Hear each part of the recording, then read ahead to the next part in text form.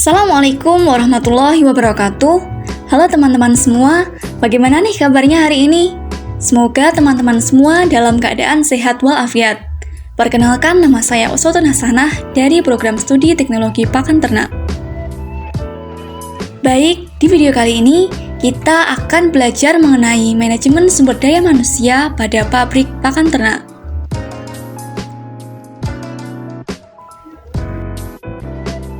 Secara umum, manajemen sumber daya manusia merupakan upaya perusahaan untuk mengelola sumber daya manusia yang dimiliki dalam rangka mencapai tujuan perusahaan yang telah ditetapkan.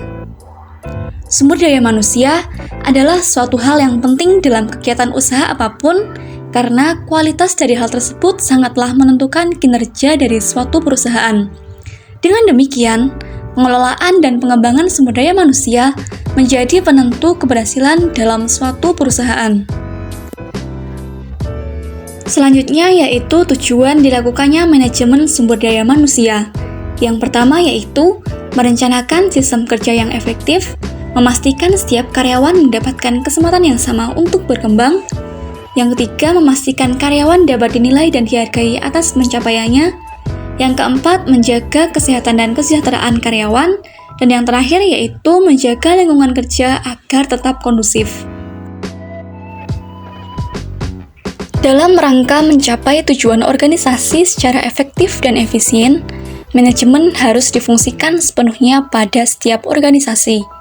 Adapun fungsi-fungsi manajemen sumber daya manusia yaitu sebagai berikut. Fungsi yang pertama yaitu perencanaan atau planning.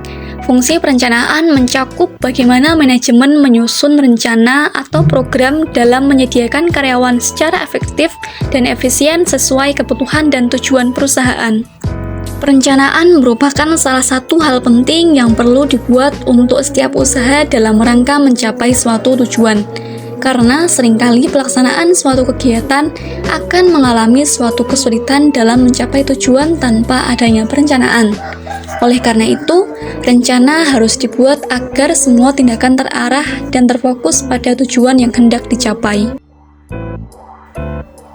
Fungsi yang kedua yaitu pengorganisasian atau organizing, yang merupakan kegiatan membagi tugas, bidang kerja, pemberian wewenang, menjalin hubungan antar bidang, pengintegrasian, dan koordinasi seluruh bagian organisasi.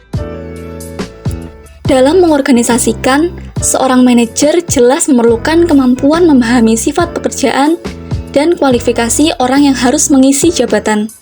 Dengan demikian, kemampuan menyusun personalia adalah bagian dari pengorganisasian. Berikut merupakan contoh struktur organisasi pada pabrik pakan ternak. Yang pertama yaitu dipimpin oleh seorang direktur, lalu ada audit internal, lalu ada staf ahli bidang industri peternakan, dan ada general manager. Kemudian untuk departemennya, ada departemen pembelian bahan baku, departemen produksi, departemen penjaminan mutu, departemen pemasaran, departemen pengembangan sumber daya manusia, dan departemen keuangan. Fungsi yang kedua yaitu pengerahan atau directing, yang merupakan aktivitas mengarahkan karyawan agar dapat bekerja dengan efektif dan efisien untuk mencapai tujuan perusahaan. Fungsi yang terakhir yaitu pengendalian atau controlling, yang merupakan kegiatan mengendalikan karyawan agar tetap mematuhi peraturan perusahaan dan dapat menjalankan rencana dengan baik sesuai tujuan perusahaan.